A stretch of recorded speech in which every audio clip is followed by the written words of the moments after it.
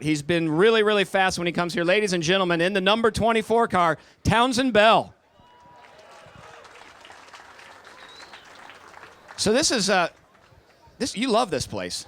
And you love going fast. So a little bit for you. You probably are okay however fast we want to go. So how are you going to be now with a little bit more drag on the car? How are things going to be? I think it'll be good for us, but I know that all of you came to Pole Day to see one thing, which is how fast can we go.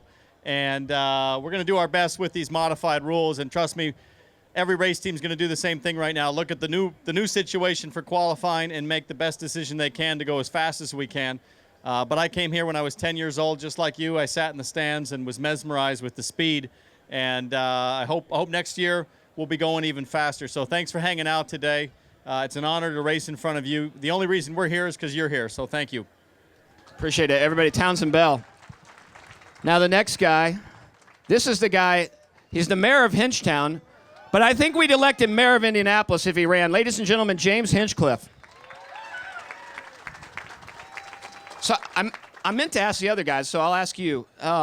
You get one shot today, and maybe the speeds will be a tick slower, but the pressure seems to me like it's going to be an awful lot higher now than it would have been this morning. Why don't you talk a little bit about that? I was just having this conversation with someone because it's true. You know, it's going to be just as hard for us behind the wheel. We're still going to trim the things out as much as we possibly can and going for absolute speed. And the thing is, you only get one shot at it. And I mean, it puts so much more pressure on the engineers to nail the setup. I got a guy that does gears that is having an absolute meltdown in the garage right now because you're trying to account for wind. You're accounting for an aero package you haven't run yet, a setup you haven't run yet. So this really is going to be a team effort today, guys, because the guys that nail it, from the dude that does the tire pressures to the guy that does the springs to the guy that does the gears to the moron behind the wheel, everybody's got to nail it today, and that's the car that's going to be on pole. And it's actually nerve-wracking for us only having one shot at it.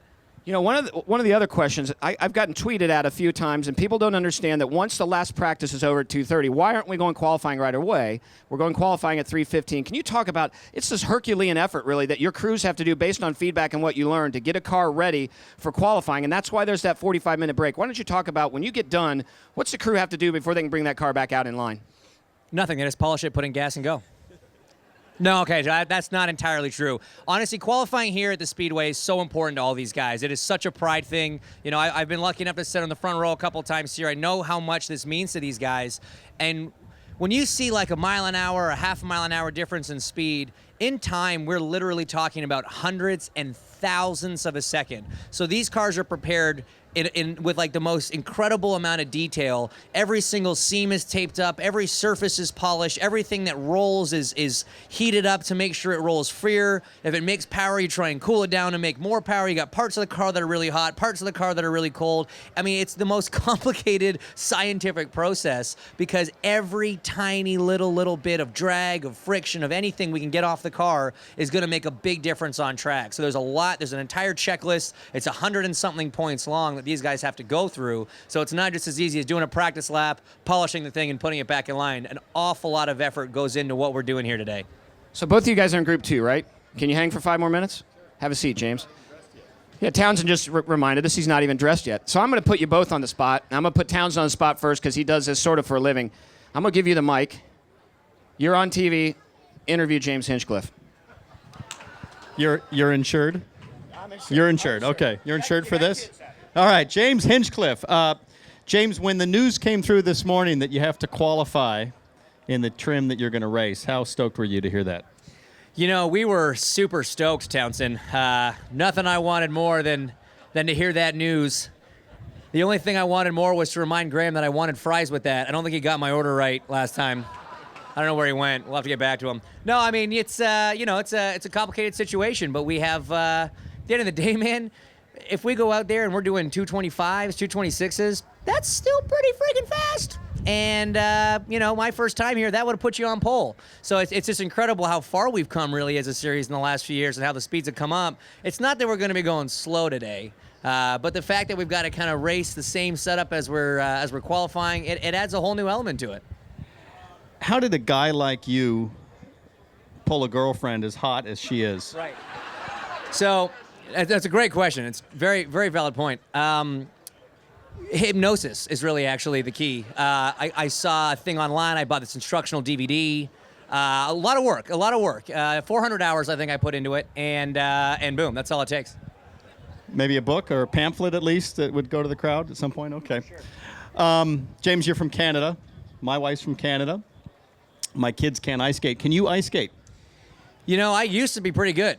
I used to be a pretty good skater, and then it became quickly apparent that at 5'9" and 160 pounds, I was never going to play hockey for a living, so I bought a helmet and started racing instead.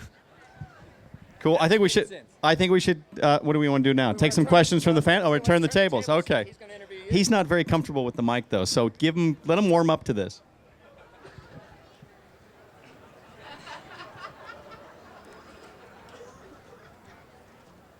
Hello.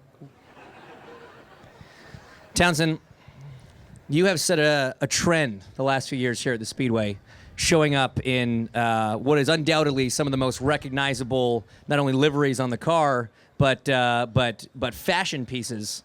Why don't you tell us a little bit about where the color pattern, what the inspiration was for this particular livery this year?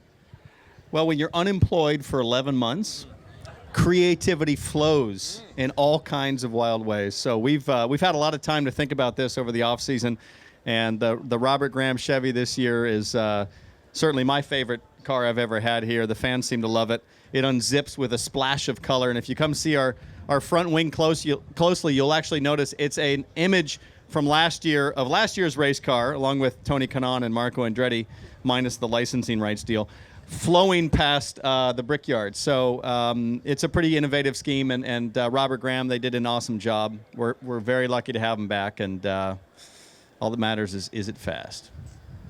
Absolutely. I like you mentioned the licensing thing. Technically, it's not Tony Kanaan and Marco Andretti on the wing. It's Terry Lamont and Barco Fandretti. But the other thing that you've been kind of known for, at least I've noticed, is your off-track vehicle is usually pretty exceptional during the month of May. Last year, you were driving a big rig around.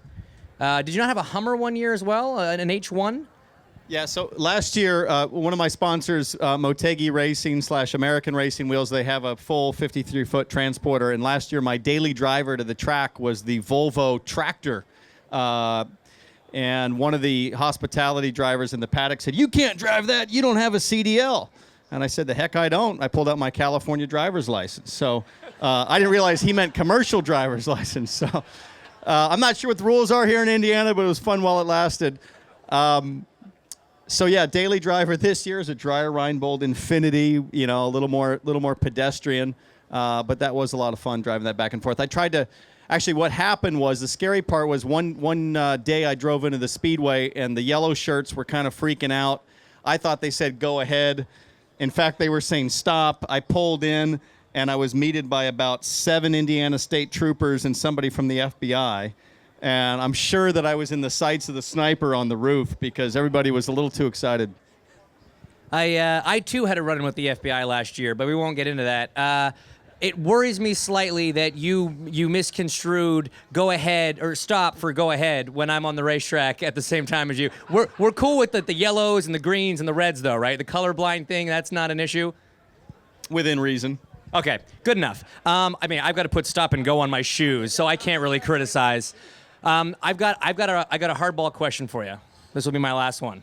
Okay, this is a serious one. I think you guys are gonna like this one. This is like Barbara Walters stuff here. It's got real. Townsend, you joke that you're unemployed 11 months of the year, but you're not unemployed. You are up in the booth, calling other IndyCar races. Something you do very well. It's something that you've done for a couple years now. I assume you enjoy it. I do. Okay, so I assume you enjoy driving race cars also. I doer. Okay, good. So you get to do that for a bunch of times a year. You get to do this for the 500. If you were told that you could commentate on motorsport till the day you decided to retire at whatever, but you couldn't do the Indy 500 anymore, or you could do the Indy 500 every year, but you had to stop commentating, which would you choose? I would give up everything in my professional life for just one more day at the Indianapolis Motor Speedway. There you go, ladies and gentlemen. And that is why Indy is Indy. Townsend Bell, everybody. And James Hinchcliffe. What a duo, huh? The best thing about this, so right after the press conference happened just a few minutes ago, I looked at Susie and Jeremy and the PR team. I said, guys, get the stage lit up. Let's get some drivers. I know it's last minute, but I know they love their fans. I know they're going to show up. It is the Indianapolis Motor Speedway. It is the Indy 500. I know it's qualifying days, but thank you so much, guys. All right. Thank you, fans, for being here. Thank you for staying with us. Let's hear it one more time for all the drivers that decided to take time out and say hello. We're going to be on track shortly. Thank you, everybody.